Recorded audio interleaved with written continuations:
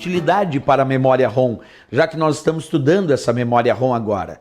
Bem, uma das utilidades da memória ROM é armazenar um software, um programa de computador chamado BIOS. Inclusive, BIOS tem que lembrar, significa software, programa de computador. Não é hardware, como muita gente diz, não é parte física. BIOS, vou repetir de novo, então, software, programa de computador. Na tradução, porque BIOS significa Basic Input Output System, na tradução, BIOS significa Sistema Básico de Entrada e Saída. Observa, BIOS significa Sistema Básico de Entrada e Saída. E o que isso quer dizer?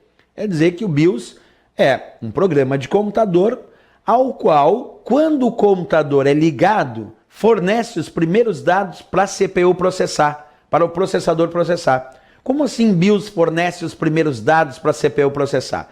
É quando tu liga o teu computador, é necessário processar alguns dados que vão reconhecer como serão feitas as operações de entrada e saída nesse sistema.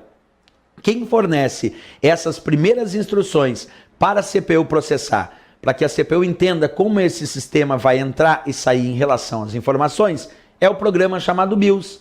E BIOS é um programa que comumente vem armazenado em memória ROM. Observa, um dos exemplos de utilização de memória ROM no teu computador é armazenar esse software chamado BIOS, o Sistema Básico de Entrada e Saída, que fornece os primeiros dados para a CPU processar quando o computador é inicializado. Se BIOS normalmente vem em memória ROM, então eu te faço uma pergunta bem importante. Quem é que grava esse software chamado BIOS naquele microchip de memória ROM?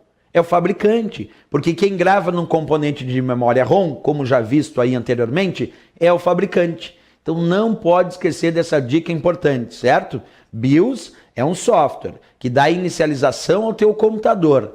Esse software que é acionado quando tu liga o teu computador, reconhece os sistemas de entrada e saída inicialmente no teu computador e faz o início da carga para o sistema operacional entrar em funcionamento. Perfeito. Mas esse programa chamado BIOS tem que estar armazenado em algum lugar. E ele está armazenado normalmente em memória ROM. Embora BIOS também possa ser armazenado numa outra memória chamada memória flash, que é a mesma do pendrive. Então, existe BIOS que também pode estar armazenado em memória flash. Aqui eu estou dando exemplo de BIOS armazenado em memória ROM. Então, BIOS ou está armazenado em memória ROM ou está armazenado em memória flash.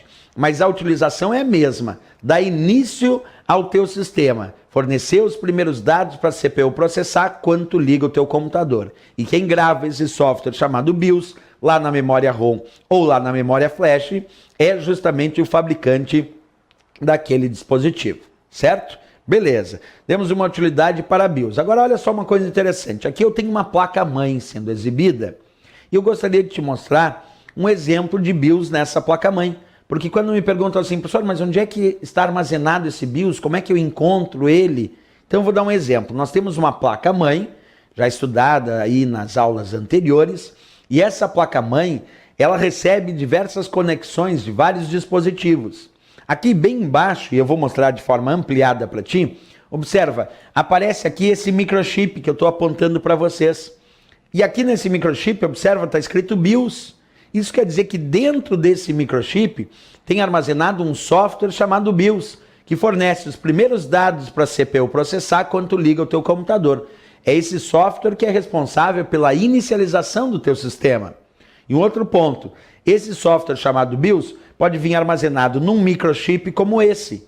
E esse microchip pode ter ou memória ROM ou memória flash, como foi dito aqui. Se ele tiver memória ROM, é uma memória apenas de leitura. E quem grava esse BIOS no chip de memória ROM, como disse, é o fabricante. Então aqui foi bom ilustrar para que tu enxergasse, assim, que tu conseguisse perceber esse software chamado BIOS aí no nosso computador, certo?